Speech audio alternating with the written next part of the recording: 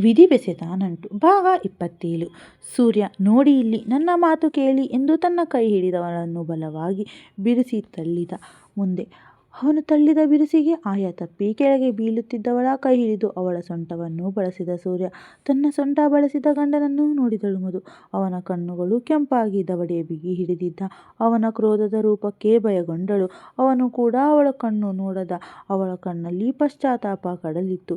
ಮುಖದಲ್ಲಿ ದುಡುಕಿಯಾಡಿದ ಮಾತಿನ ನೋವಿತ್ತು. ಕಣ್ಣುಗಳು ತುಂಬಿ ಕೆನ್ನೆಯ ಮೇಲೆ ಹರಿಯುತ್ತಿದ್ದ ನೀರು ತನ್ನ ಅಸಹಾಯಕತೆಯನ್ನ ತೋರುತ್ತಿತ್ತು. ಒಂಟಿತನದ ದಳುರಿನಲ್ಲಿ ಬೆಂದು ಬೆಳೆದವಳಿಗೆ ಮತ್ತೊಮ್ಮೆ ಒಂಟಿಯಾಗಿ ಬಿಡುತ್ತೀನಿ ಎಂಬ ಅಪರಿಮಿತ ನೋವಿನಿಂದ ಹೊರಬಂದ ಮಾತುಗಳಷ್ಟೇ ಅವು. ತನ್ನ ದುಡುಕುತನಕ್ಕೆ ತನ್ನನ್ನೇ ಅದೆಷ್ಟು ಜರಿದುಕೊಂಡಳು. ತನ್ನ ಮೂರ್ಖತನಕ್ಕೆ ತನ್ನನ್ನೇ ಅದೆಷ್ಟು ಚೀಮಾರಿ ಹಾಕಿಕೊಂಡಳು. ತಕ್ಷಣ ಗಂಡನನ್ನ ತಬ್ಬಿಕೊಂಡಳು. ಈಗ ಅವನ ಎದೆಯ ಆಶ್ರಯ ಬೇಕೆನಿಸಿತ್ತು. ಅವಳನ್ನ ಬಾಚಿ ತಬ್ಬಿ ಸಂತೈಸಬೇಕೆಂದುಕೊಂಡಾಗಲೇ ನಿಮಿಷಗಳ ಹಿಂದೆ ಅವಳ ಬಾಯಿಂದ ಬಂದ ಮಾತು ಅವಳನ್ನ ಸಂತೈಸುವುದಿರಲಿ, ಮಾತನಾಡಲು ಬಿಡಲಿಲ್ಲ. ಅವನ ಮಾತು ಕೇಳಲು ಹಿತವೆನಿಸಿದರೆ ಮನಸ್ಸನ್ನ ಅರಳಿಸುವುದು, ಅದೇ ಮಾತು ಅಹಿತವೆನಿಸಿದರೆ ಮನಸ್ಸನ್ನೇ ಅರಳಿಸುವುದು. ಅವನನ್ನು ನೋಡಿ ಕಣ್ಣ ತುಂಬ ನೀರು ತುಂಬಿಕೊಂಡು, ಸಾರಿ ಸೂರ್ಯ, ನಾನು ಯಾವುದೋ ಕೆಟ್ಟ ಗಳಿಗೆಯಲ್ಲಿ ಎಂದು ಮಾತು ಶುರು ಮಾಡುವಾಗಲೇ ಅವಳಿಂದ ಬಿಡಿಸಿಕೊಂಡು ಬಾಗಿಲು ತೆಗೆದು ಹೊರಬೇಕೆಂದು ಕೊಂಡವನ ಎದುರು ನಿಂತಿದ್ದರು ವಿದ್ಯಾ ಹಾಗೂ ಸತ್ಯಪ್ರಕಾಶ್. ಮಗನ ಮಧು ಜೋರಾದ ಕರೆಗೆ ಯಾಕಾಗಿ ಮಗ ಹೀಗೆ ಕೂಗುತ್ತಿದ್ದಾನೆ ಎಂದು ಬಂದವರಿಗೆ ಮಗ ಸೊಸೆಯ ಮಾತಿನ ದಾಳಿ ಕೇಳಿಸುತ್ತಿತ್ತು. ಸೊಸೆಯ ಮೇಲೆ ಮಗನ ಮಾತಿನ ಕಿಡಿ ಕೇಳುತ್ತಿತ್ತು. ಮಗನನ್ನು ಕೆಂಗಣ್ಣಿನಿಂದ ನೋಡುತ್ತಾ ಸೊಸೆಯ ಬಳಿ ಹೊರಟರು ವಿದ್ಯಾ. ತನ್ನೆದುರು ನಿಂತಿದ್ದ ಅಪ್ಪನನ್ನ ನೋಡಿ ತಲೆ ಬಗ್ಗಿಸಿಬಿಟ್ಟ ಸೂರ್ಯ. ಅವರೆದುರು ಈ ರೀತಿಯ ಪರಿಸ್ಥಿತಿಯಲ್ಲಿ ನಿಲ್ಲುವ ದಿನ ನಿರ್ಮಾಣವಾಗುವುದೆಂದು ಯೋಚಿಸುವುದಿರಲಿ, ಅಂದಾಜು ಮಾಡಿರಲಿಲ್ಲ. ಅವನು ಹಿಂಜರಿಯುತ್ತಲೇ ಅಪ್ಪನ ಮುಖ ನೋಡಿದ.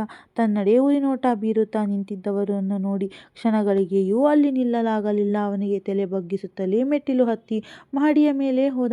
ಮಧು ಎಂದು ಅವಳ ಭುಜದ ಮೇಲೆ ಕೈ ಇಟ್ಟ. ಅತ್ತೆಯ ಸ್ಪರ್ಶಕ್ಕೆ ತಲೆ ಬಗ್ಗಿಸಿ ನಿಂತು ಮೆಲ್ಲಗೆ ಬಿಕ್ಕುತ್ತಿದ್ದವಳ ಮನವಂತೂ ತನ್ನ ದುಡುಕುತನದ ಮಾತಿನ ಪೈಕೆಯನ್ನ ನೆನಪಿಸುತ್ತಿತ್ತು.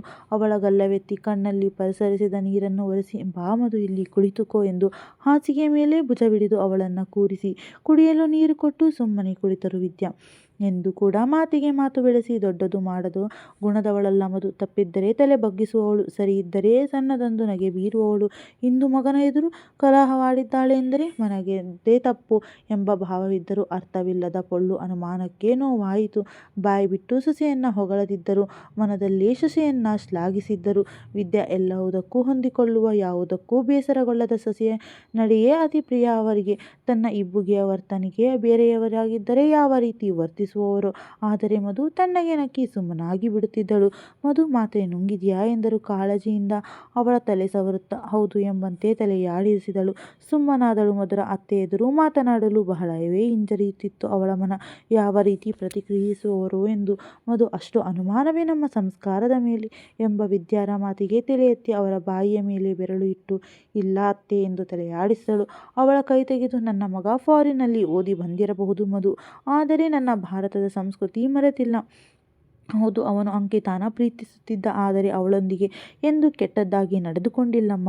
ಇನ್ನು ಅವನ ಬಳಿ ತಾನು ಹೇಳಿದಂತೆ ಕೇಳಬೇಕು ಎಂಬ ಪುರುಷ ಪ್ರಧಾನ ಪ್ರಾಬಲ್ಯ ನಿಲುವಿಲ್ಲಮ್ಮ. ಆ ರೀತಿ ಗುಣ ಅವನಲ್ಲಿದ್ದಿದ್ದರೆ ನಿನ್ನನ್ನು ಓದಲು ಹೇಳುತ್ತಿರಲಿಲ್ಲ. ಇನ್ನು ನಾನು ಅದಕ್ಕೆ ಅಡ್ಡಿ ಮಾಡಿದೆ. ನಾವು ಕಟ್ಟಿಕೊಂಡ ಹೆಂಡತಿಯನ್ನ ಹಾಸಿಗೆಗೆ ಮಾತ್ರ ಬಳಸು ಎಂಬ ಸಂಸ್ಕಾರವನ್ನ ಹೇಳಿಕೊಟ್ಟಿಲ್ಲಮ್ಮ ಅತ್ತೆ ಎಂದು ಅವರ ಕೈ ಹಿಡಿದು ಏನೇನೋ ಮಾತನಾಡಲು ಬಂದ ಸೊಸೆಯ ಕೈಯನ್ನು ಅಮುಕಿ, ಹೌದು, ಅವನು ಮಾಡಿದ್ದು ತಪ್ಪು. ನಿನ್ನ ಬಳಿ ಅಂಕಿತಾಗೆ ಚಿಕಿತ್ಸೆ ಮಾಡೋದಕ್ಕೆ ಹೋಗುತ್ತಿದ್ದೀನಿ ಎಂದು ಹೇಳಬೇಕಿತ್ತು. ಹೇಳಲಿಲ್ಲ. ಅವನು ನಮ್ಮ ಬಳಿಯೂ ಹೇಳಲಿಲ್ಲ. ಅವನ ತಪ್ಪನ್ನ ನಾನು ಸರಿ ಎನ್ನಲಾರೆ. ಹೆಂಡತಿಯ ಬಳಿ ಎಲ್ಲ ಕಷ್ಟ ಸುಖಗಳನ್ನ ಹಂಚಿಕೊಳ್ಳಬೇಕು. ಅವನು ನಿನ್ನ ಹತ್ತಿರ ಈ ವಿಷಯ ಹೇಳಬೇಕಿತ್ತು. ಹೇಳಲಿಲ್ಲ. ಆದರೆ ನನ್ನ ಮಗ ಕಟ್ಟಿಕೊಂಡ ಹೆಂಡತಿಗೆ ಮೋಸ ಮಾಡಿ ಇನ್ನೊಂದು ಹೆಣ್ಣಿನ ಬಳಿ ಹೋಗುವ ನೀಚನಲ್ಲಮ್ಮ. ನನಗೆ ಅಷ್ಟು ನಂಬಿಕೆ ಇದೆ ನನ್ನ ಮಗನ ಮೇಲೆ, ಅವನನ್ನ ಬೆಳೆಸುವಲ್ಲಿ ನಾನು ಎಡವಿಲ್ಲವೆಂದು. ಹಾಗೇನಾದರೂ ಅವನು ಧೂರ್ತ ಬುದ್ಧಿ ಕಲಿತರೆ ಅವನು ನನ್ನ ಮಗನೇ ಅಲ್ಲ ಎಂಬ ಅತ್ತೆಯ ಮಾತಿಗೆ, ದಯವಿಟ್ಟು ಆ ರೀತಿ ಎಲ್ಲ ಮಾತನಾಡಬೇಡಿ ಅತ್ತೆ. ನನಗೆ ಗೊತ್ತು ಅವರ ಬಗ್ಗೆ. ಅವರು ಯಾವತ್ತೂ ನನಗೆ ಮೋಸ ಮಾಡುವುದಿಲ್ಲವೆಂದು. ಯಾರದ್ದೋ ಮಾತು ಕೇಳಿ ತಲೆ ಕೆಡಿಸಿಕೊಂಡು ಬಿಟ್ಟೆ ಅತ್ತೆ. ನಟನೆಯಿಂದ ಕೂಡಿದ ಮನುಷ್ಯನ ಪ್ರೀತಿ ವಿಷಕ್ಕಿಂತ ಅಪಾಯಕಾರಿ ಎಂದು ಅಜ್ಜಿಯ ಮಾತು ನಾನು ಕೇಳಿದ್ದೆ, ಆದರೆ ನಾನು ತಿಳಿದುಕೊಳ್ಳಲಿಲ್ಲ ಅತ್ತಿಗೆ ನಟನೆಯ ಪ್ರೀತಿಯ ಬಗ್ಗೆ. ಅತ್ತೆ, ಒಂದು ಹೆಣ್ಣು ತನ್ನಲ್ಲಿರುವ ಎಲ್ಲವನ್ನೂ ಹಂಚಿಕೊಳ್ಳಬಲ್ಲಳು, ಆದರೆ ಗಂಡನನ್ನು ಎಂದು ಹಂಚಿಕೊಳ್ಳಲಾರಳು. ಒಂದು ಹೆಣ್ಣಿಗೆ ತನ್ನ ಜೀವನದ ಮೇಲೆ ಜಿಗುಪ್ಸೆ ಬರುವುದು, ತನ್ನಲ್ಲಿ ಯಾವುದೋ ಕೊರತೆ ಇಲ್ಲದಿದ್ದರೂ ತನ್ನ ಗಂಡ ಬೇರೊಂದು ಹೆಣ್ಣಿನ ಬಳಿ ಹೋಗುವಾಗ. ಆ ಕ್ಷಣ ಅವಳು ಕುಸಿದು ಹೋಗಿ ಬಿಡುತ್ತಾಳೆ. ಅತ್ತೆ, ಆ ಪರಿಸ್ಥಿತಿಯನ್ನು ನನ್ನ ಅಮ್ಮ ಎದುರಿಸಿದ್ದರು. ನಿಮಗೆಲ್ಲ ತಿಳಿದಿರೋ ಹಾಗೆ ಅಪ್ಪ ಅಮ್ಮ ಸತ್ತ ಮೇಲೆ ಬೇರೆ ಹೆಣ್ಣಿನ ಸಹವಾಸ ಶುರು ಮಾಡಿರಲಿಲ್ಲ. ಅಮ್ಮ ಬದುಕಿರುವಾಗಲೇ ಅವಳಲ್ಲಿ ಯಾವುದೋ ಕೊರತೆ ಇಲ್ಲದಿದ್ದರೂ ಬೇರೆ ಹೆಣ್ಣಿನ ಸಹವಾಸ ಶುರು ಮಾಡಿ ಮೋಸ ಮಾಡಿಬಿಟ್ಟರು. ಅದೇ ಯೋಚನೆಗಳು ಇರುವ ಅಂಕಿತಾನ ಪ್ರೀತಿಸುತ್ತಿದ್ದರು ಎಂಬ ಗತ, ಯಾವುದೋ ಅಸುರಕ್ಷತಾ ಭಾವ ನನ್ನಲ್ಲಿ ಮತೆಳೆದು ಈ ರೀತಿ ಮಾತನಾಡಲು ಪ್ರೇರೇಪಿಸಿತು. ಅತ್ತೆ, ನನ್ನ ಅಮ್ಮನ ತರಹ ನಾನು, ನನ್ನ ತರಹ ನನ್ನ ಮಗು ಅಪ್ಪನ ಪ್ರೀತಿ ಇಲ್ಲದೆ ಬೆಳೆದರೆ ಎಂಬ ಅತಿ ಆಲೋಚನೆಯಲ್ಲಿ ಈ ರೀತಿ ಮಾತನಾಡಿಬಿಟ್ಟೆ ಅತ್ತೆ. ಕ್ಷಣಕಾಲ ನನ್ನ ಮನಸ್ಸಿಗೆ ಯಾವುದೋ ಅನುಮಾನದ ಪೊರೆ ಆವರಿಸಿತು. ಅವರು ನನ್ನ ಬಳಿ ಹೇಳಬೇಕಾಗಿತ್ತು ತಾನೆ. ನಾನೇನು ಹೋಗಬೇಡ ಎನ್ನುತ್ತಿದ್ದೆನಾ? ಹೇಳಿ. ಅವರು ನನ್ನ ಹತ್ತಿರ ಮುಚ್ಚಿಡೋ ಅವಶ್ಯಕತೆಯಾದರೂ ಏನು? ಅದೇ ಸಮಯಕ್ಕೆ ಅತ್ತಿಗೆಯ ಮಾತು ನನ್ನ ಮನಸ್ಸಿನ ಸ್ಥಿಮಿತ ಕಳೆದುಕೊಳ್ಳುವಂತೆ ಮಾಡಿತು ವಿನಃ ನಾನು ನಿಮ್ಮ ಮಗನ ಮನ ನೋಯಿಸುವ ಯಾವುದೇ ಬಯಕೆಯಿಂದಲ್ಲ.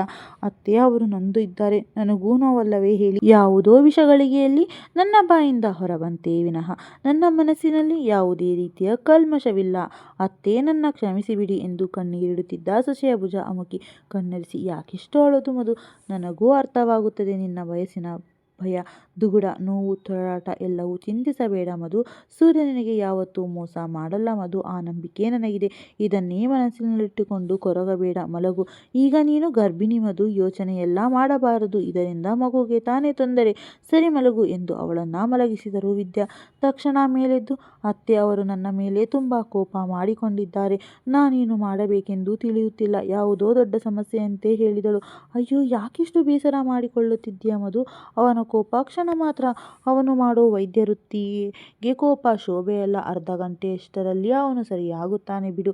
ಅವನಾಗೆ ಬಂದು ನಿನ್ನ ಹತ್ತಿರ ಮಾತನಾಡುತ್ತಾನೆ. ನೀನು ಮಲಗಿಕೋ ಮಧು. ಗಂಡ ಹೆಂಡತಿಯ ಜಗಳ ಉಂಡು ಮಲಗುವವರೆಗೂ ಮಾತ್ರ. ನಾನು ಅವನ ಹತ್ತಿರ ಮಾತನಾಡಿ ಮಲಗಿಕೊಳ್ಳಲು ಹೇಳುತ್ತೇನೆ. ನೀನು ಮಲಗು ಎಂದು ಬೆಡ್ ಮ್ಯಾಟ್ ಹೊದಿಸಿ ಬಂದರು ವಿದ್ಯಾ. ವಿದ್ಯಾ, ಮಧು ಮಲಗಿದಳ ಎಂದು ಸ್ವಲ್ಪ ಆತಂಕದಿಂದ ಕೇಳಿದರು ಸತ್ಯಪ್ರಕಾಶ್. ಮಲಗಿಸಿ ಬಂದಿದ್ದೀನಿ. ಎಲ್ಲಿ ಅವನು ಎಂದು ಜೋರಾದ ಉಸಿರು ದಬ್ಬಿದರು. ಇನ್ನೆಲ್ಲಿರುತ್ತಾನೆ? ಮಹಡಿಯ ಮೇಲೆ ಹೋಗಿ ನಿಂತಿರುತ್ತಾನೆ. ಗರ್ಭಿಣಿ ಹೆಂಡತಿ ಕೂಗಾಡೋದು ರೇಗಾಡೋದು ಎಂದರೆ ಏನು? ಹೆಸರಿಗೆ ಮಾತ್ರ ವೈದ್ಯ, ವೈದ್ಯನಲ್ಲಿ ಕಾಣುವ ಲಕ್ಷಣಗಳೇ ಇಲ್ಲ ಎಂದು ಮಗನ ಮೇಲೆ ಮಾತಿನ ಪ್ರಹಾರವೆಸೆದ ಗಂಡನ ನೆಡೆಗೆ ಕುಪಿತಗೊಂಡರು ವಿದ್ಯಾ. ಸುಮ್ಮನಿರಿ ಸಾಕು. ಕುರಿ ಹಳ್ಳಕ್ಕೆ ಬಿದ್ದರೆ ಆಳಿಗೊಂದು ಕಲ್ಲು ಎಂಬಂತೆ ಮಾವ ಸೊಸೆ ನನ್ನ ಮಗನ ಬೈತಾ ಇದ್ದೀರಾ?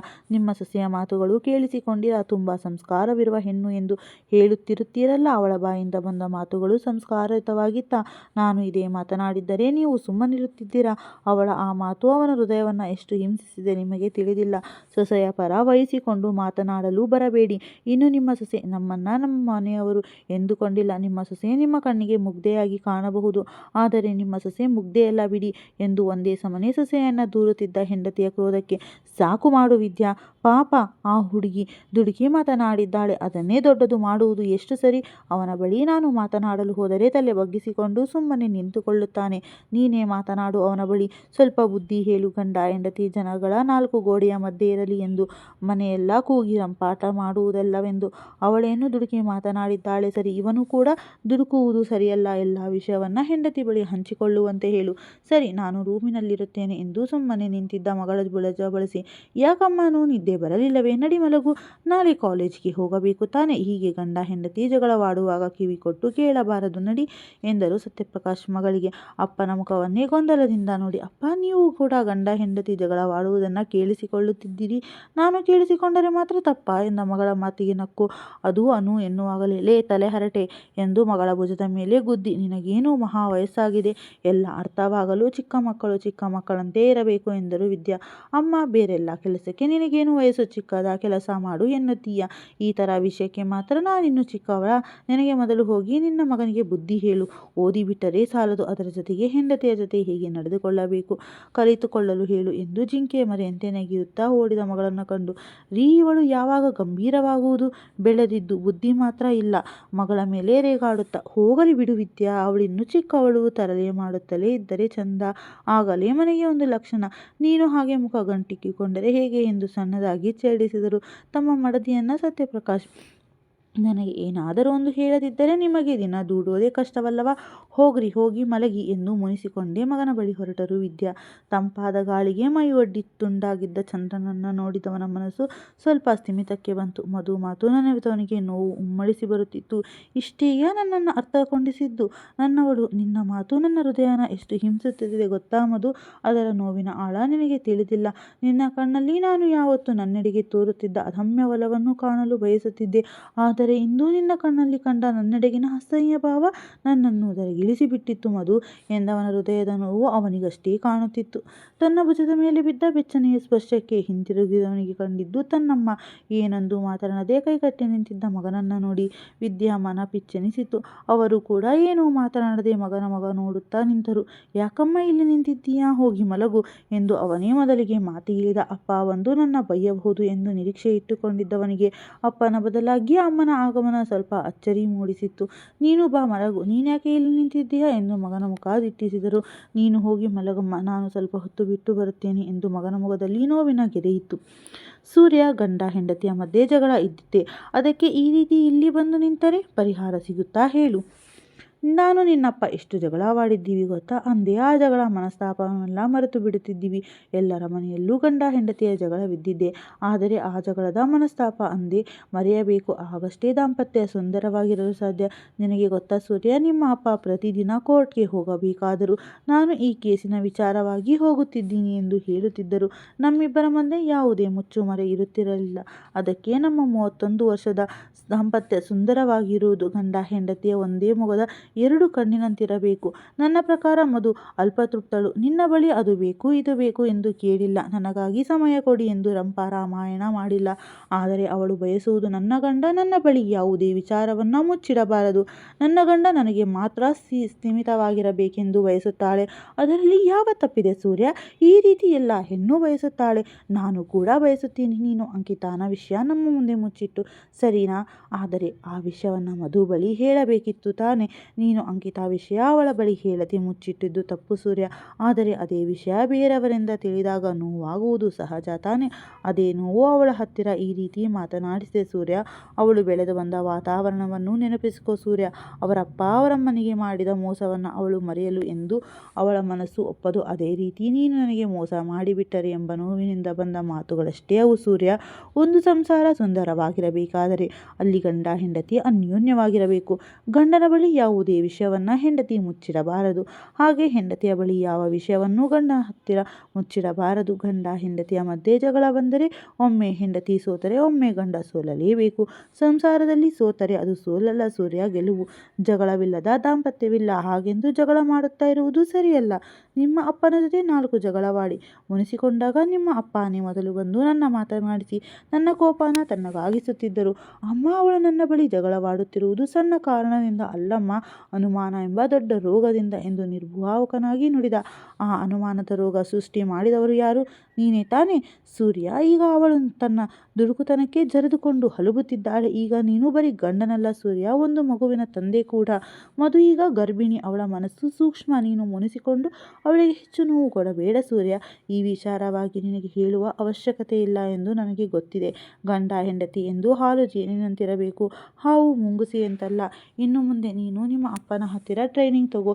ಹೆಂಡತಿ ಕೋಪ ಹೇಗೆ ಕರಗಿಸುವುದು ಎಂದು ಎಂದ ಅಮ್ಮನ ಕಡೆ ಕಣ್ಣುಗಳನ್ನು ಪಿಳಿ ಬಿಟ್ಟು ಕೈ ಮುಗಿದು. ಅಮ್ಮ, ನೀನು ಮಾತ್ರ ನಿನ್ನ ಸೊಸೆಗೆ ಟ್ರೈನಿಂಗ್ ಕೊಡಬೇಡ. ಪ್ರತಿ ಸರ್ತಿ ಗಂಡನೇ ಬಂದು ಮಾತನಾಡಿಸುವವರೆಗೂ ಮುನಿಸಿಕೋ ಎಂದು ಸಣ್ಣಗೆ ನಕ್ಕ ಮಗನ ಭುಜದ ಮೇಲೆ ಬಾರಿಸಿ ನಡೆಯೋ ಮಲಗು ಎಂದರು ವಿದ್ಯಾ. ಸರಿ ಮಾತುಶ್ರೀಯವರೇ ಎಂದು ಕೈಕಟ್ಟಿ ತಲೆದೂಗಿದವನ ಕೂದಲನ್ನು ಕೈಯಾಡಿಸುತ್ತಾ ಇತ್ತ ನಾಟಕಕ್ಕೆ ಅಪ್ಪ ಮಗ ಏನು ಕಮ್ಮಿ ಇಲ್ಲ ಎಂದು ಕೆಳಗಿಳಿದು ಹೋದರು ವಿದ್ಯಾ. ಉಫ್ ಎಂದು ದೊಡ್ಡದಾದ ಉಸಿರು ದಬ್ಬಿದವನಿಗೆ ಮನಸ್ಸು ತುಸು ನಿರಾಳವಾಯಿತು. ಮಲಗೋಣ ಎಂದು ರೂಮಿಗೆ ಬಳಿ ಬಂದ. ಮಲಗಿದವಳಿಗೆ ನಿದ್ದೆ ದೂರದ ಮಾತು.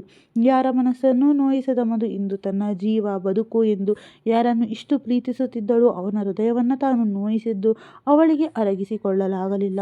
ಛೀ, ಯೋಚಿಸಿ ಮಾತನಾಡಬೇಕಿತ್ತು ನಾನು. ಈ ಮಾತಿನ ಪ್ರಭಾವಕ್ಕೆ ನಾನೇ ಇಷ್ಟು ನೊಂದುಕೊಳ್ಳುತ್ತಿದ್ದೇನೆ. ಇನ್ನು ಅವರೆಷ್ಟು ನೊಂದುಕೊಂಡಿರಬಹುದು? ಅವರ ಕೋಪ ನ್ಯಾಯಯುತವಾಗಿದೆ. ಅವರು ಬಂದ ಕ್ಷಣ ಸಾರಿ ಕೇಳಬೇಕು ಎಂದು ದೃಢವಾಗಿ ನಿಶ್ಚಯಿಸಿ ಹಾಸಿಗೆಯ ಮೇಲೆ ಮಲಗಿದ್ದಳು. ಅವನು ಬರುವ ಸೂಚನೆ ಸಿಕ್ಕ ತಕ್ಷಣವೇ ಅವನ ಮುಖ ನೋಡಲು ಭಯದಿಂದ ಬಾರದ ನಿದ್ದೆಗೆ ಆಮಂತ್ರಣ ಕೊಟ್ಟು ಕಣ್ಣು ಮುಚ್ಚಿದಳು. ಒಳಗೆ ಬಂದವನಿಗೆ ಕಂಡಿದ್ದು ಹಾಸಿಗೆಯ ಮೇಲೆ ಮುದುರಿ ಮಲಗಿದ್ದ ಮಡದಿ. ಅವಳನ್ನು ನೋಡಿ ಇವಳಿಗೆ ಯಾವತ್ತೂ ಬುದ್ಧಿ ಬರುತ್ತೋ, ಮಂಚದ ಮೇಲೆ ಇಷ್ಟೊಂದು ಜಾಗವಿದ್ದರೂ ಮುದುರಿ ಮಲಗಿರುತ್ತಾಳೆ ಎಂದು ಅವಳ ಬಳಿ ಸರಿದು ಮಧು ಎಂದು ಎಬ್ಬಿಸಬೇಕೆಂದವನಿಗೆ ತನ್ನ ಅಹಂ ಅಡ್ಡ ಬಂತು. ಬೇಡ, ಹೇಗಾದರೂ ಮಲಗಲಿ ಎಂದು ಸುಮ್ಮನಾದರೂ ಮನಸ್ಸು ಸುಮ್ಮನಾಗಲಿಲ್ಲ. ಅವಳ ಮುಖದ ಬಳಿ ಬಾಗಿ ನೋಡಿದವನಿಗೆ ನಯನಗಳ ಬಳಿ ಕಾಣುತ್ತಿದ್ದ ಹನಿ. ಮುಖವೆಲ್ಲ ಕೆಂಪಾಗಿತ್ತು. ಹತ್ತು ಹತ್ತು ನಿತ್ರಾಣವಾದ ಮುಖ. ಅವಳನ್ನು ಎಬ್ಬಿಸಲು ರಟ್ಟೆ ಹಿಡಿದವನಿಗೆ ಕಂಡಿದ್ದು ಸೀರೆಯ ಅಂಚನ್ನು ನುಲುಚುತ್ತಿದ್ದ ಮಡದಿ. ಆ ಕ್ಷಣವೇ ತಿಳಿಯಿತು ಅವನಿಗೆ ಅವಳಿನ್ನೂ ಎದ್ದಿದ್ದಾಳೆಂದು. ಸಣ್ಣದಾದ ಮುಗುಳ್ನಗೆಯೊಂದು ಅವನ ಮೊಗದಲ್ಲಿ ಬಂದು ಮರೆಯಾಯಿತು. ತಕ್ಷಣ ಅವನಿಗೆ ಬೆನ್ನು ಮಾಡಿ ಮಲಗಿದ ನಿಮಿಷಗಳಾದ ಮೇಲೆ ಅವನ ಸ್ಪರ್ಶವಿಲ್ಲದೆ ನಿರಾಶೆಯಾದ ಮಧು ತಿರುಗಿ ನೋಡಿದವಳಿಗೆ ಅವನು ತನಗೆ ಬೆನ್ನು ಮಾಡಿ ಮಲಗಿರುವುದು ಕಂಡಿತು. ನಿಧಾನಕ್ಕೆ ಅವನ ಬಳಿ ಸರಿದು ಅವನ ಮೊಗ ನೋಡಿದಳು. ಎಂದಿನಂತೆ ಇಂದು ಕೂಡ ನಿರ್ಮಲವಾಗಿತ್ತು. ಇಷ್ಟು ಸುಂದರವಾದ ಮೊಗದಲ್ಲಿ ಕೋಪ, ಶೋಭೆಯಲ್ಲ. ನಿಧಾನಕ್ಕೆ ತನ್ನ ಮೃದು ಬೆರಳುಗಳಿಂದ ಗಂಡನ ಕೆನ್ನೆ ಸವರಿ ಅವನ ಕೆನ್ನೆಗೊಂದು ಸಿಹಿ ಮುತ್ತನ್ನಿಟ್ಟು ಸಾರಿ ಸೂರ್ಯ ಎಂದು ಅವನಿಗೆ ಬೆನ್ನು ಮಾಡಿ ಮಲಗಿದಳು. ಅವನಿನ್ನೂ ಮಲಗಿಲ್ಲ ಎಂಬ ವಿಷಯ ಅವಳಿಗೆ ತಿಳಿದಿಲ್ಲ. ಅವಳು ಸಾರಿ ಸೂರ್ಯ ಎಂದ ಕ್ಷಣ ಅವನು ಸಂಪೂರ್ಣ ಕರಗಿದ್ದ. ಆದರೆ ಅವಳು ತನಗೆ ಬೆನ್ನು ಮಾಡಿ ಮಲಗಿದ್ದು ಕಂಡು ತುಸು ಬೇಸರನಾದ ಸೂರ್ಯ ಅವಳ ಬೆನ್ನನ್ನು ನೋಡುತ್ತಾ ನಿದ್ದೆಗೆ ಶರಣಾದ. ಇಂದು ಬೆಳಗ್ಗೆಯೇ ಆ ಅನಿರೀಕ್ಷಿತವಾಗಿ ಬಂದ ಸಂಜೆಯನ್ನು ಕಂಡು ಅರೆ ಸಂಜು ಬಾರು ಎಂದು ಹರ್ಷದಿಂದ ಬರಮಾಡಿಕೊಂಡರು ವಿದ್ಯಾ. ಮೊದಲಾದರೆ ವಾರಕ್ಕೊಮ್ಮೆಯಾದರೂ ಬರುವ ಸಂಜೆ ಈಗ ತಿಂಗಳಾದರೂ ಬರುತ್ತಿರಲಿಲ್ಲ. ಪ್ರತಿ ಭಾನುವಾರ ಬಂತೆಂದರೆ ಸಾಕು, ಸೂರ್ಯ ಸಂಜೆ ಸೇರಿ ನಾವು ವೈದ್ಯರೆಂಬುದನ್ನು ಮರೆತು ಇಬ್ಬರು ಅಡಿಗೆ ಮನೆ ಸೇರಿ ಯೂಟ್ಯೂಬ್ ನೋಡಿ ಹೊಸ ಹೊಸ ಅಡಿಗೆ ಮಾಡುತ್ತಿದ್ದರು. ಈಗ ಅದ್ಯಾಕೋ ಸಂಜೆ ಮನೆ ಕಡೆ ಬರುವುದನ್ನೇ ಬಿಟ್ಟು ಬಿಟ್ಟಿದ್ದ. ಏನೋ ಸಂಜು, 2 ತಿಂಗಳಾಯಿತು ನಿನ್ನ ನೋಡಿ, ನಮ್ಮ ಮನೆ ಮೇಲೆ ಬೇಸರವೇನೋ ಎಂದು ಮಮತೆಯಿಂದ ಅವನ ತಲೆ ಕೂದಲುಗಳಿಗೆ ಕೈ ಆಡಿಸಿದರು ವಿದ್ಯಾ. ಆಂಟಿ, ನಿಮ್ಮ ಮೇಲೆ ಬೇಜಾರು? ಅದು ಎಂದೂ ಸಾಧ್ಯವಿಲ್ಲ. ನಾವು ಮಾಡುತ್ತಿರುವ ಕೆಲಸ ಯಾವುದು ಹೇಳಿ? ಸಾಕು ಸುಮ್ಮನಿರು. ಎಲ್ಲವುದಕ್ಕೂ ಕೆಲಸನ ಅಡ್ಡ ತರಬೇಡ. ವಾರದಲ್ಲಿ 1 ದಿನ ಬೇಡ, ತಿಂಗಳಲ್ಲಿ ಒಮ್ಮೆಯಾದರೂ ಮನೆ ಕಡೆ ಬರುವುದಿಲ್ಲವಲ್ಲ? ಮತ್ತೆ ಹೇಗಿದ್ದೀಯಾ ಎಂದು ಅವನನ್ನು ಕುಶಲೋಪಚಾರಿಯಿಂದ ಮಾತನಾಡಿಸುವಾಗಲೇ ಮನೆ ಮಂದಿಯೆಲ್ಲ ಬಂದಿದ್ದರು. ಎಲ್ಲರ ಮಾತಿಗೆ ನಗುತ್ತಾ ಮಾತನಾಡುತ್ತಿದ್ದ ಸಂಜಯ್ ಬಳಿ ಟೀ ಲೋಟವಿಡಿದು ಬಂದಳು ಮಧು ಕೈಯಿಂದ ಟೀ ಲೋಟ ಪಡೆಯುತ್ತಾ. ಮಧು, ನಿನ್ನ ಕೈಯಲ್ಲಿ ಟೀ ಕುಡಿಯುವುದಕ್ಕಾದರೂ ವಾರಕ್ಕೆ ಒಮ್ಮೆಯಾದರೂ ಬರಬೇಕೆನಿಸುತ್ತದೆ. ಮತ್ತೆ ಹೇಗಿದ್ದೀಯಾ ಮಧು? ಆರೋಗ್ಯದ ಕಡೆ ಗಮನ ಕೊಡು ಎಂದು ಸಹೋದರನ ಭಾವನೆಯಿಂದ ಹೇಳಿದ. ಇದರೆಲ್ಲ ಬರೀ ಬಾಯಿ ಮಾತು ಮಾತ್ರ. 2 ತಿಂಗಳಿನಿಂದ ಮನೆ ಕಡೆ ಬಂದಿಲ್ಲ ಎಂದು ಸಣ್ಣದಾದ ಮುನಿಸು ತೋರಿಸಿದಳು ಮಧು. ಏನು ಮಾಡುವುದು ಎಂದು ಅವನ ಮಾತನ್ನು ಮುಗಿಯುವ ಮೊದಲೇ, ಕೆಲಸದ ಒತ್ತಡ ಎಂದು ಮಾತ್ರ ಹೇಳಬೇಡಿ ಸಂಜೆ. ರಜೆ ದಿನ ಬರುವುದಷ್ಟು ಒತ್ತಡ ತರುವ ಕೆಲಸ ಯಾವುದಿದೆ? ನಾನು ಚೆನ್ನಾಗಿದ್ದೀನಿ, ನೀವು ಹೇಗಿದ್ದೀರಾ? ಅವನಂತೆ ಅವಳು ಕೂಡ ಸಹೋದರಿಯ ಧಾಟಿಯಲ್ಲಿ ಹೇಳಿದಳು. ಫೈನ್ ಎಂದಷ್ಟೇ ಉತ್ತರಿಸಿದ. ಅದಕ್ಕೆ ಹೇಳುತ್ತಿರುವುದು ಸಂಜು, ಆದಷ್ಟು ಬೇಗ ಮದುವೆಯಾಗು ಎಂದು. ಮನೆಗೆ ಹೆಂಡತಿ ಬಂದರೆ ರುಚಿ ರುಚಿಯಾಗಿ ಊಟ, ತಿಂಡಿ, ಕಾಫಿ ಮಾಡಿಕೊಡುತ್ತಾಳೆ ಎಂದು ನಗುತ್ತಾ ಅವನ ಬೆನ್ನು ತಡವಿದರು ಸತ್ಯಪ್ರಕಾಶ್. ಅವರ ಮಾತಿಗೆ ಮೆತ್ತಗೆ ನಗುತ್ತಾ, ಅದೇ ವಿಷಯ ಮಾತನಾಡಲು ಬಂದಿದ್ದು ಅಂಕಲ್ ಎಂದ ಮಾತಿಗೆ ಎಲ್ಲರೂ ಅವನನ್ನು ಅಚ್ಚರಿಯಿಂದ ನೋಡಿದರು. ಸೂರ್ಯನನ್ನು ಹೊರತುಪಡಿಸಿ. ಅವನಂತೂ ಯಾವುದೋ ಸಂತಸದಿಂದ ಸತ್ಯಪ್ರಕಾಶ್ ಬಳಿ ಬಂದು ಕುಳಿತಳು. ಅವರ ಆಶ್ಚರ್ಯವನ್ನು ಮನಗಂಡು ಗೆಳೆಯನ ಮುಖ ನೋಡಿ ಕೇವಲವಾಗಿ ನಗುತ್ತಾ, ಹೌದು ಅಂಕಲ್, ನನಗೆ ಮದುವೆ ನಿಶ್ಚಯವಾಗಿದೆ. ಮುಂದಿನ ಭಾನುವಾರವೇ ನನ್ನ ನಿಶ್ಚಿತಾರ್ಥ ಎಂದು ಸುಮ್ಮನೆ ತಲೆಬಗ್ಗಿಸಿ ಗಂಭೀರವಾಗಿ ಹೇಳಿದ ಹುಡುಗನನ್ನು ನೋಡಿ ಸತ್ಯಪ್ರಕಾಶ್, ವಿದ್ಯಾ, ಸೂರ್ಯ, ಅಜ್ಜಿಯ ಮುಖದಲ್ಲಿ ಮಂದಹಾಸ ಮಿನುಗಿದರೆ ಮಧುರ ಮತ್ತು ಅನುಮುಖದಲ್ಲಿ ಬಾಡಿತ್ತು. ತಕ್ಷಣ ಎದ್ದು ನಿಂತ ಮಗಳನ್ನು ತನ್ನ ಪಕ್ಕದಲ್ಲಿ ಕೂರಿಸಿಕೊಂಡರು ಸತ್ಯಪ್ರಕಾಶ್. ತಕ್ಷಣ ನಾದಿನಿಯ ಮುಖ ನೋಡಿದಳು ಮಧುರ.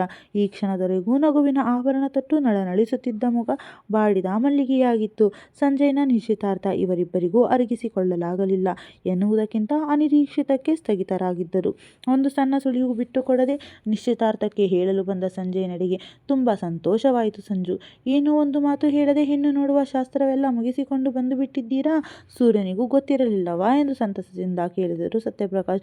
ಮಗನ ಬಳಿ ಯಾವ ವಿಷಯವಾದರೂ ಮಿಚ್ಚಿಡುವವನೇ ಸಂಜಯ್ ಎಂದು ಸೂರ್ಯ ಮಾತನಾಡದೆ ಗೆಳೆಯನ ಮುಖ ನೋಡಿದ. ಸಂಜಯ್ ಕೂಡ ಗೆಳೆಯನ ಮುಖ ನೋಡುತ್ತಾ, ಅಂಕಲ್, ನಾನೇ ಅವನಿಗೆ ಏನು ಹೇಳಬೇಡ ಎಂದಿದ್ದೆ, ನಾನೇ ಎಲ್ಲರಿಗೂ ಹೇಳಬೇಕು ಎಂಬ ಇರಾದೆಯಿಂದ ಎಂದು ಅನುಮುಖ ನೋಡಿದ. ಕೊನೆಯ ಬಾರಿ ಅವಳ ಮುಖ ನೋಡಲು ಹಂಬಲದಿಂದ ಅವಳ ಮುಖದಲ್ಲಿ ಯಾವ ಭಾವವಿತ್ತೋ ಅರಿಯದಾದ ಸಂಜಯ್. ಬಹಳ ತುಂಟಾಟದ ಹುಡುಗಿಗೆ ಪ್ರೀತಿ, ಪ್ರೇಮ, ನನ್ನ ಭಾವನೆ ಅರಿಯುವುದಿಲ್ಲ, ಅವಳು ಅರಿಯುವುದಿಲ್ಲ. ತನ್ನಲ್ಲೇ ಅವಳ ಗುಣದ ಬಗ್ಗೆ ಲೆಕ್ಕಾಚಾರವಾಕಿದ್ದ.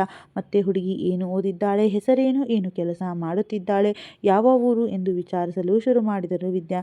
ಎಷ್ಟೋ ಹುಡುಗಿಯರನ್ನು ನೋಡಿದರ ನಂತರ ಸಂಜಯ್ ಮದುವೆಗೆ ಒಪ್ಪಿದ್ದ. ಆದ್ದರಿಂದ ಹುಡುಗಿಯ ಬಗ್ಗೆ ತಿಳಿದುಕೊಳ್ಳಲು ಕುತೂಹಲ ಹೆಚ್ಚಾಗಿತ್ತು. ಹುಡುಗಿ ಹೆಸರು ಧಾತ್ರಿ. ಬೆಂಗಳೂರಿನ ಅಪೋಲೋ ಆಸ್ಪತ್ರೆಯಲ್ಲಿ ಗೈನಕಾಲಜಿಸ್ಟ್ ಆಗಿ ಕೆಲಸ ಮಾಡುತ್ತಿದ್ದಾಳೆ.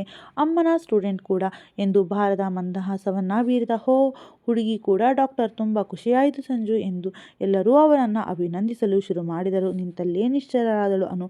ಒಲವೆಂಬ ಲತೆಯ ಮೂಡಿರುವ ಮುನ್ನವೇ ಕೈ ಜಾರಿತ್ತು. ತನ್ನ ಮನಕ್ಕಾದ ನೋವನ್ನು ಎಲ್ಲರ ಎದುರು ತೆರೆದಿಡದ ಮನದ ಭಾವನೆ ತಡೆಗೋಡೆ ಕಟ್ಟಿ ತಾನು ಸಂತೋಷದಿಂದಿರುವಂತೆ ಎಲ್ಲರೆದುರು ನಗುಮುಖವಾಡತೊಟ್ಟು, ಕಂಗ್ರ್ಯಾಚುಲೇಷನ್ ಸಂಜಯ್, ಅಂತೂ ನಿಮಗೆ ಮೆಚ್ಚುಗೆಯಾಗೋ ಹುಡುಗಿ ಸಿಕ್ಕಿದಳು. ಅಂತೂ ಇಷ್ಟು ಬೇಗ ನೀವು ಸಿಹಿ ಊಟ ಹಾಕಿಸುತ್ತೀರಾ ಎಂದು ತಿಳಿದಿರಲಿಲ್ಲ ಎಂದು ಅವನ ಕೈ ಕುಲುಕಿ ವಿಷಾದವಾಗಿ ನಕ್ಕಿ. ಅಪ್ಪ ಎಂದು ಸತ್ಯಪ್ರಕಾಶ್ ಬಳಿ ಬಂದು, ಅಪ್ಪ, ನನಗೆ ನೀವು ನಾಳೆ ಹೊಸ ಬಟ್ಟೆ ಕೊಡಿಸಬೇಕು, ಸರಿನಾ? ಭಾನುವಾರವೇ ನಿಶ್ಚಿತಾರ್ಥ ಎಂದು ಎಲ್ಲರ ಮುಖದಲ್ಲೂ ನಗು ಮೂಡಿಸಿ ಕಣ್ಣಲ್ಲಿ ಪಸರಿಸುತ್ತಿದ್ದ ಹನಿಯ ಬಿಂದುವನ್ನು ಸರಿಯಾಗಿ ಕಾಣದೆ ತೊಡೆದುಕೊಂಡು ರೂಮಿಗೋಡಿದಳು. ಮಗಳ ಮಾತಿಗೆ ನಕ್ಕ ವಿದ್ಯಾ, ಏನ್ರೀ ಇವತ್ತು ನಮ್ಮ ಮಗಳು ಸಂಜುನ ನೋಡಿದರೆ ಸಾಕು ಅಣಗಿಸಿ ರೇಗಿಸುತ್ತಿದ್ದವಳು. ಆದರೆ ಇಂದು ಅವನಿಗೆ ಮರ್ಯಾದೆ ಕೊಟ್ಟು ಮಾತನಾಡೋದು ಎಂದರೆ ಏನೂ ಮಾತನಾಡದೆ ಹೊರಟು ಹೋದಳು.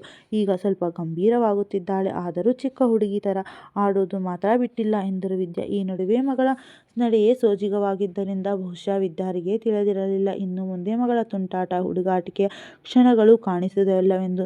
ಸಂಜಯ್ ಕೂಡ ಅವಳ ನಡೆಗೆ ಅಚ್ಚರಿಗೊಂಡ. ನನ್ನ ಕಂಡರೆ ಸಾಕು ಸಿಡಿಮಿಡಿ ಮಾಡುತ್ತಿದ್ದ ಹುಡುಗಿ ಇವಳೇನಾ ಎಂದು ತನ್ನಲ್ಲೇ ಯೋಚಿಸತೊಡಗಿದ.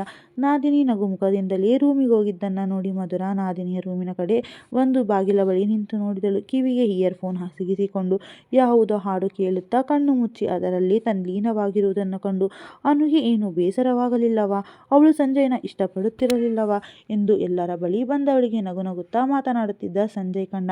ಅಂಕಲ್, ಯಾರು ತಪ್ಪಿಸಬಾರದು, ಎಲ್ಲರೂ ಬರಬೇಕು, ಮಧು ನೀನು ಕೂಡ ಬರಬೇಕು ಎಂದು ತಿಳಿಯಾಗಿ ನಗುತ್ತಾ ಮತ್ತೊಮ್ಮೆ ಅನುವಿನ ರೂಮ್ ಕಡೆ ನೋಡಿದ. ಅವಳು ಬರುವ ಸೂಚನೆ ಕಾಣಲಿಲ್ಲ. ಅನುವನ್ನು ನೋಡಿದ ಕ್ಷಣದಿಂದ ಅವನಿಗೆ ಯಾವುದೋ ಒಂದು ಸೆಳೆತ, ಆಕರ್ಷಣೆ ಮೂಡಿತ್ತು. ಅವಳು ಅವನಿಗಿಂತ 10 ವರ್ಷ ಚಿಕ್ಕವಳು, ಹುಡುಗಾಟದ ಸ್ವಭಾವ ಹೆಚ್ಚು. ತನಗೆ ಒಂದು ದಿನವೂ ಮರ್ಯಾದೆ ಕೊಟ್ಟು ಮಾತನಾಡಿದವಳಲ್ಲ. ಸೂರ್ಯನಿಗೆ ತಂಗಿಯನ್ನು ತುಂಬ ಚೆನ್ನಾಗಿ ಓದಿಸಬೇಕೆಂಬ ಆಸೆ ಇತ್ತು. ಇಷ್ಟು ಬೇಗ ಮದುವೆ ಮಾಡುವ ಯಾವುದೇ ಧಾವಂತ ಅವನಿಗಿರಲಿಲ್ಲ. ಇದೆಲ್ಲ ತಿಳಿದ ಸಂಜಯ್ ನಿನ್ನ ತಂಗಿಯನ್ನು ಕೊಟ್ಟು ಮದುವೆ ಮಾಡು ಎಂದು ಕೇಳಲಿಲ್ಲ. ಎಲ್ಲದಕ್ಕಿಂತ ಹೆಚ್ಚಾಗಿ ಅನುವಿನ ಮನದಲ್ಲಿ ತನ್ನ ಬಗ್ಗೆ ಯಾವ ಭಾವನೆ ಇರುವುದು ಎಂಬ ಸ್ಪಷ್ಟ ಉತ್ತರ ಅವನಿಗೆ ಸಿಗಲಿಲ್ಲ. ಅವನನ್ನು ಕಂಡಾಗಲೆಲ್ಲ ಅಣಕಿಸಿ ಸಿಡಿಮಿಡಿ ಮಾಡುತ್ತಿರುವುದರಿಂದ ಅವನಿಗೆ ಅವಳ ಭಾವನೆ ತಿಳಿಯುವುದೇ ಕ್ಲಿಷ್ಟಕರವಾಗಿತ್ತು. ಆದರೆ ಅವನಿಗೆ ತಿಳಿದಿರಲಿಲ್ಲ ಅವನಾಗೆ ನನ್ನ ಮುಂದೆ ಪ್ರೇಮ ನಿವಾದನೆ ಮಾಡಬಹುದು ಎಂದು. ಅದೆಷ್ಟೋ ನಿರೀಕ್ಷೆ ಇಟ್ಟುಕೊಂಡಿದ್ದಳು ಅನು ಎಂದು.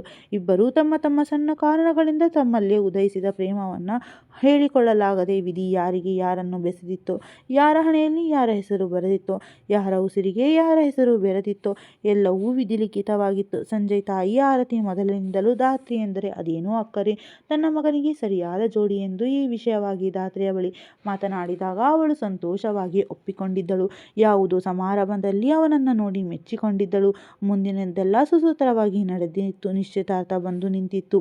ತಾಯಿಯ ಮಾತನ್ನು ಎಂದೂ ಮೀರದ ಸಂಜಯ್ ಧಾತ್ರಿಯನ್ನ ಮದುವೆಯಾಗಲು ಸಮ್ಮತಿ ಸೂಚಿಸಿಬಿಟ್ಟ. ಅವನು ಹೋದ ಕಡೆಯೇ ನೋಡುತ್ತಾ ನಿಂತ ಮಧುರ ತನ್ನ ಯೋಚನೆಗಳಿಗೆ ತಾನೇ ಚೀಮಾರಿ ಹಾಕಿಕೊಂಡಳು. ನಿಜವಾಗಿಯೂ ಅನು ಮತ್ತು ಸಂಜಯ್ ನಡುವೆ ಯಾವುದೇ ಭಾವನೆಗಳು ಇರಲಿಲ್ಲವೇ? ಅಥವಾ ಇದ್ದರೂ ಹೇಳಿಕೊಳ್ಳಲಿಲ್ಲವೇ? ನಾನೇ ತಪ್ಪು ತಿಳಿದುಕೊಂಡೆನಾ? ನನ್ನ ಬಳಿ ಯಾವ ವಿಷಯವಾದರೂ ಮುಚ್ಚಿಡುವವಳೇ ಅಲ್ಲ ಅನು. ಇಲ್ಲ, ಅವಳು ಸಂಜಯ್ನ ಇಷ್ಟಪಟ್ಟಿದ್ದರೆ ನನ್ನ ಬಳಿ ಹೇಳುತ್ತಿದ್ದಳು. ಛೇ, ಏಕೆ ನಾನು ಹೀಗಾದೆ? ಅತ್ತಿಗೆಯ ಮಾತು ಕೇಳಿ ಸೂರ್ಯನ ಬಗ್ಗೆ ತಪ್ಪಾಗಿ ತಿಳಿದುಕೊಂಡು ಎಂತಹ ಮಾತನಾಡಿಬಿಟ್ಟೆ. ಯಾಕೆ ಇಷ್ಟು ಸಂಕುಚಿತ ಮನಸ್ಸು ನನ್ನದು ಭಗವಂತ ಎಂದು ಹಲುಪುತ್ತಾ ನಿಂತಿದ್ದಳು. ಅವಳ ಕಣ್ಣಿನಿಂದ ಸಣ್ಣನೆಯ ಪಸರಿಸುತ್ತಿದ್ದ ಹನಿಯ ಬಿಂದುಗಳು ಕಂಡು ಸೂರ್ಯನಿಗೆ ಮನಸ್ಸು ವಿಚಲಿತವಾಯಿತು. ಇರಲಿ, 2 ದಿನ ನಿರ್ಲಕ್ಷ್ಯ ಮಾಡಿದರೆ ಬುದ್ಧಿ ಕಲಿಯುತ್ತಾಳೆ ಎಂದು ಸುಮ್ಮನಾದ. ಅಮ್ಮ, ಒಂದು ಲೋಟ ಟೀ ಮಾಡಿಕೊಡು ಎಂದು ಹೆಂಡತಿಯನ್ನು ಓರೆಗಣ್ಣಿನಿಂದ ನೋಡುತ್ತಾ ಸೋಫಾದ ಮೇಲೆ ಕುಳಿತುಕೊಂಡ ಸೂರ್ಯ. ರಾತ್ರಿಯ ಪಾಳಿ ಮುಗಿಸಿಕೊಂಡು ಮನೆಗೆ ಬಂದಿದ್ದ. ಅಮ್ಮ ದೇವಸ್ಥಾನಕ್ಕೆ ಹೋಗಿದ್ದಾರೆ ಎಂದು ತಿಳಿದಿದ್ದರೂ ಅಮ್ಮ ಎಂದೇ ಕರೆದಿದ್ದ. ಗಂಡನ ಆಗಮನಕ್ಕೆ ಮನ ಹರ್ಷದ ಹೊನಲಾಗಿತ್ತು. 2 ದಿನದ ನಂತರ ಗಂಡನ ಮುಖ ನೋಡುತ್ತಿರುವುದರಿಂದ ಅವಳೇ ಹೋಗಿ ಟೀ ಮಾಡಿ ಗಂಡನ ಬಳಿ ಬಂದಳು. ತಗೊಳ್ಳಿ ಸೂರ್ಯ ಎಂದು ನಗುಮುಖದಿಂದ ಅವನ ಮುಂದೆ ಹಬೆಯಾಡುತ್ತಿದ್ದ ಟೀ ಲೋಟವನ್ನು ಹಿಡಿದಳು.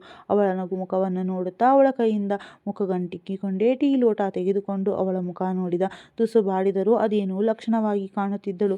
ಅಮ್ಮ, ಟೀಗೆ ಸಕ್ಕರೇನಿಲ್ಲ. ಸಣ್ಣದಾಗಿ ಅವಳನ್ನು ಛೇಡಿಸಲು ಸಕ್ಕರೆ ಕಮ್ಮಿಯಾಗಿದೆಯಾ? ಸಕ್ಕರೆ ಸರಿಯಾಗಿ ಹಾಕಿದ್ದೆ, ಕೊಡಿ ಇಲ್ಲಿ ಸಕ್ಕರೆ ಹಾಕಿಕೊಂಡು ಬರುತ್ತೇನೆ ಎಂದು ಅವನ ಕೈಯಿಂದ ಟೀ ಲೋಟ ಪಡೆಯಲು ಬಂದ ಮಡಿದೆಯ ಕೈ ಸರಿಸಿ ಮುಖ ಗಂಟಿಕ್ಕಿಕೊಂಡೇ ಹೋದ.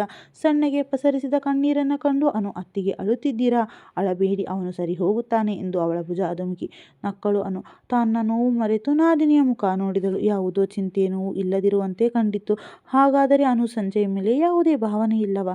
ನಾನೇ ತಪ್ಪು ತಿಳಿದುಕೊಂಡೆ. ಅನು ಸಂಜಯ್ನ ಪ್ರೀತಿಸುತ್ತಿದ್ದರೆ ಇಷ್ಟು ಸಹಜವಾಗಿರಲು ಸಾಧ್ಯವಾಗುತ್ತಿರಲಿಲ್ಲ ಎಂದು ಅನುಳ ಮನವನ್ನ ತನಗೆ ತಿಳಿಯದಂತೆ ಓದಿ ಸುಮ್ಮನಾದಳು. ಆದರೆ ಅವಳಿಗೆ ತಿಳಿಯದು. ಎಲ್ಲರೆದುರು ನಗುವಿನ ಮುಖವಾಡ ತೊಟ್ಟು ಓಡಾಡುವ ಅನು ನಗುವಿನ ಮುಖದ ಹಿಂದೆ ನೋವಿನ ಪರಿಚಾಯ ಇದೆ ಎಂದು. ಎಲ್ಲರೆದುರು ಧೈರ್ಯವಾಗಿ ಮಾತನಾಡುವ ಹುಡುಗಿ ಸ್ವಲ್ಪ ಧೈರ್ಯ ವಹಿಸಿ ತನ್ನ ಅಣ್ಣನ ಮುಂದೆಯೋ ಅಥವಾ ತನ್ನ ತಂದೆಯ ಮುಂದೆಯೋ ತನ್ನ ಪ್ರೀತಿಯನ್ನ ಹೇಳಿಕೊಂಡಿದ್ದರೆ ಅವಳು ಸಂಜಯ್ನ ಮಡದಿಯಾಗಬಹುದಿತ್ತು. ಆದರೆ ವಿಧಿ ಅವಳ ಹಣೆಯಲ್ಲಿ ಸಂಜಯ್ನ ಹೊರತುಪಡಿಸಿ ಬೇರೆ ಯಾರ ಹೆಸರು ಬರೆದಿತ್ತೋ? ಸಂಜಯ್ ಅವಳ ಪಾಲಿಗೆ ಮರಳಿ ಬಾರದ ಮುತ್ತಾಗಿದ್ದ. 3 ದಿನದಿಂದ ಸೂರ್ಯ ಅವಳ ಪ್ರಶ್ನೆಗೆ ಹೌದು ಇಲ್ಲವೆನ್ನುವಂತೆ ಉತ್ತರಿಸಿ ಸುಮ್ಮನಾಗಿ ಬಿಡುತ್ತಿದ್ದ. ತಾನಾಯಿತು, ತನ್ನ ಕೆಲಸವಾಯಿತು ಎಂದು ಮೌನವಾಗಿರುತ್ತಿದ್ದ. ಮನೆಯವರೆಲ್ಲ ಮುಂದೆ ನಗುತ್ತಾ ಮಾತನಾಡುವ ಸೂರ್ಯ ಮಧು ಬಳಿ ಮಾತನಾಡದೆ ಮೌನದ ರೂಪ ತಾಳಿದ್ದ. ಅವನ ನಿರ್ಲಕ್ಷ್ಯಕ್ಕೆ ಬಹಳವೇ ನೊಂದುಕೊಂಡಳು ಮಧು. ನಾನು ಕೂಡ ಹೀಗೆ ಅಲ್ಲವೇ ಅವರನ್ನು ತಾತ್ಸಾರ ಮಾಡಿ ಮುನಿಸಿಕೊಂಡು ನಿರ್ಲಕ್ಷ್ಯ ಮಾಡಿದ್ದೆ. ಆಗ ಅವರಿಗೆ ಇಷ್ಟೇ ನೋವಾಗಿತ್ತು ಎನಿಸುತ್ತದೆ ಎಂದು ಕಣ್ಣ ನೀರು ಒರೆಸಿಕೊಂಡು ಸುಮ್ಮನಾದಳು. ಅವಳನ್ನು ನೋಡಿ ಅವನಿಗೂ ಬೇಸರವಾಯಿತು. ಎಷ್ಟು ಕೊಬ್ಬು ಇವಳಿಗೆ, ನಾನೇ ಮಾತನಾಡಿಸಬೇಕು ಎಂದು ಸುಮ್ಮನಾದ. ಆರೋಗ್ಯ ಬಗ್ಗೆ ವಿಚಾರಿಸಲು ಮಾತ್ರ ಅವಳಿಗೆ ಕರೆ ಮಾಡುತ್ತಿದ್ದ. ಅವಳು ತುಸು ಹೆಚ್ಚಾಗಿ ಮಾತನಾಡಲು ಹೋದರೆ ಕರೆ ತುಂಡರಿಸುತ್ತಿದ್ದ. ಅವನ ಅಷ್ಟು ಕಾಳಜಿ. ಅವಳು ಸಂತುಷ್ಟಳಾಗಿದ್ದಳು. 2 ದಿನದ ನಂತರ ಬದಲಾಗುತ್ತೆ, ನೀನು ಚಿಂತೆ ಮಾಡಬೇಡ ಎಂಬ ಅತ್ತೆಯ ಭರವಸೆ ನುಡಿ ನಂಬಿ ಬದುಕುತ್ತಿದ್ದಳು ಮಧು. ಎಂಬ ಅತ್ತೆಯ ಕರೆಗೆ ಹಾ ಅತ್ತೆ ಬಂದೆ ಎಂದು ನಿಧಾನವಾಗಿ ಮೆಟ್ಟಿಲಿಳಿದು ಬಂದಳು ಮಧು. ನೀನು ಪೋಸ್ಟ್ ಬಂದಿದೆ ನೋಡಮ್ಮ ಎಂದ ಮಾವನ ಮಾತಿಗೆ ಆಶ್ಚರ್ಯದಿಂದ ಪೋಸ್ಟ್ ಬಡಿದು ಸಹಿ ಮಾಡಿದಳು. ತನ್ನ ಆಶ್ಚರ್ಯ, ದುಗುಡ, ಕಂಪನ ಎಲ್ಲವನ್ನೂ ಯಾರ ಕಣ್ಣಿಗೂ ಕಾಣದಂತೆ ಮರೆಮಾಚಿ ರೂಮಿಗೆ ಬಂದವಳಿಗೆ ಕ್ಷಣ ಕ್ಷಣ ದಿಗಿಲು. ನನಗೆ ಪತ್ರ ಬರೆಯುವವರು ಯಾರಿದ್ದಾರೆ ಭಗವಂತ? ನಾನು ಕಾಲೇಜ್ಗೆ ರಿಸೈನ್ ಮಾಡಿ 5-6 ತಿಂಗಳಾಯಿತು. ಕಾಲೇಜ್ ಕಡೆಯಿಂದಲ್ಲ ಎಂದು ಪತ್ರ ತಿರುಗಿಸಿದವಳಿಗೆ ಯಾರಿಂದ ಬಂದಿದೆ ಎಂದು ಮಾತ್ರ ಬರಲಿಲ್ಲ. ಈಗಿನ ಕಾಲದ ಜನರು ಮೊಬೈಲ್ ಎಂಬ ಮಾಯೆಯಲ್ಲಿ ಮುಳುಗಿರುವಾಗ ನನಗೆ ಪತ್ರ ಬರೆಯುವವರು ಯಾರು? ಅದು ಬೇರೆ ಹೆಸರಿಲ್ಲದ್ದು ಎಂದು ನಡುಗುವ ಕೈಗಳನ್ನು ಸಂಭಾಳಿಸುತ್ತಾ ಪತ್ರ ತೆಗೆದವಳು. ಅದರಲ್ಲಿದ್ದ ಮುತ್ತಿನ ಮಾಲೆಯಂತೆ ಜೋಡಿಸಿದ ಹಸ್ತಾಕ್ಷರಗಳನ್ನು ನೋಡಿ ನೆಮ್ಮದಿಯ ಉಸಿರು ಬಿಟ್ಟಳು. ಆ ಅಕ್ಷರ ಯಾರದ್ದು ಎಂದು ತಿಳಿದವಳೇನಲ್ಲ ಅವಳು. ಪ್ರೀತಿಯ ಮಧುರ, ಹೀಗೆ ಹೇಳಲು ನನಗೆ ಅವಕಾಶ ಕೊಡುವೆಯಾ? ಕತೆ ಮುಂದುವರೆಯುವುದು. ಆ ಪತ್ರದಲ್ಲಿ ಏನಿತ್ತು ಎನ್ನುವುದನ್ನು ಮುಂದಿನ ಸಂಚಿಕೆಯಲ್ಲಿ ತೆಗೆದುಕೊಳ್ಳೋಣ. ಇದು ಕೊನೆಯ ಸಂಚಿಕೆಯಾಗಿರುತ್ತದೆ. ಕೊನೆಯ ಸಂಚಿಕೆಗಾಗಿ ಕಾಯ್ತಾ ಇರಿ. ಹಾಗೆ ಮರೆಯದೇ ಚಾನಲನ್ನು ಸಬ್ಸ್ಕ್ರೈಬ್ ಮಾಡಿಕೊಂಡು ಈ ಕತೆ ಬಗ್ಗೆ ನಿಮ್ಮ ಅನಿಸಿಕೆಯನ್ನು ದಯವಿಟ್ಟು ಕಮೆಂಟ್ ಮಾಡಿ. ನಿಮ್ಮ ಕಮೆಂಟ್ಗಳಿಗಾಗಿ ನಾನು ಸದಾ ಕಾಯ್ತಾ ಇರ್ತೀನಿ.